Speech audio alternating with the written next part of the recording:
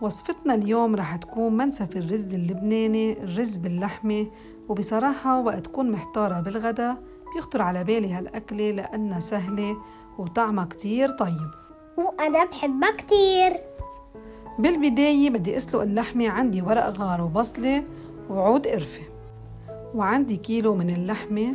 أنا بفضل هذه الأكلة تنعمل بلحم الغنم لأنه بيطلع طعمها كتير طيب. بنزل كل كمية اللحمة، بس بدي أعطيها تشويحة بسيطة لحتى تاخد لون، وبقلبها وبرجع بضيف لها المي.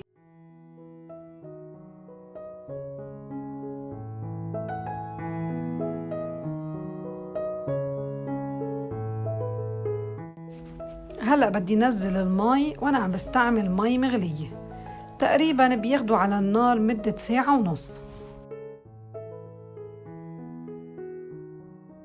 بشيل هيدي القشوة يلي على الوجه وبغطيهم وبتركهم لحتى يستووا.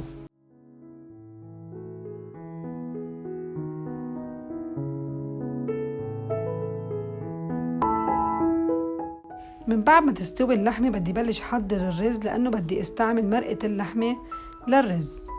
عندي هون ربع كوب من الزيت. أنا بدي أقلي المكسرات، حطيت الكاجو واللوز وشوي من فستق الحلبة.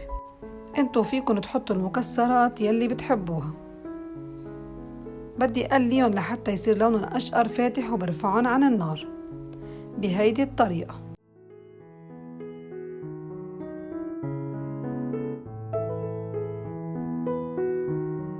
من بعدها بدي أفرم بصلي حجم وسط وأفرمها فرم ناعم.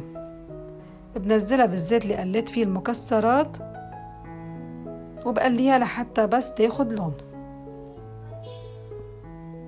وعندي هون 300 جرام من اللحمة المفرومة ناعمة، بنزلها فوق البصل.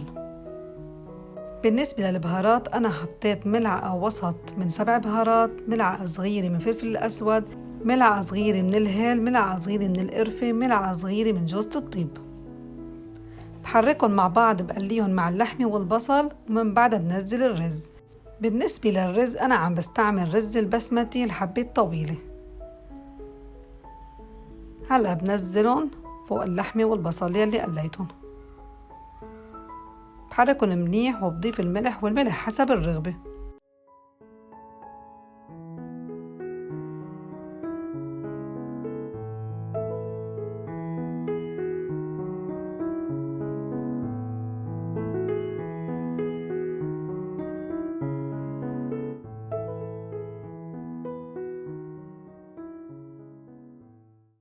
بدي استعمل المصفية ونزل المرق بقلبها لحتى ما ينزل شي من المطيبات يلي حطيناها. بالنسبة لكمية المرق يلي حطيتها، أنا غمرت الرز وبدها تكون تقريبا فوق الرز بشوي. بالبداية بخلي النار قوية وبرجع بخففها لحتى يستوي الرز على نار هادية. بغطيهم، ومن بعد ما يستووا بحطهم بصحن التقديم.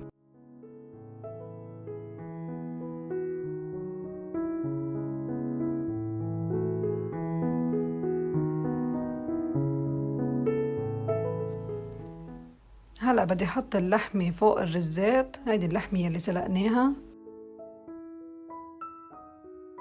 من بعدها بزين بالمكسرات يلي قليناها مسبقا. منقدمها مع اللبن أو مع السلطة مثل ما منحب. ولهون بكون وصلت أحباب لنهاية الفيديو، وأهلا وسهلا فيكم بقناة أكلات إيمان الشهية.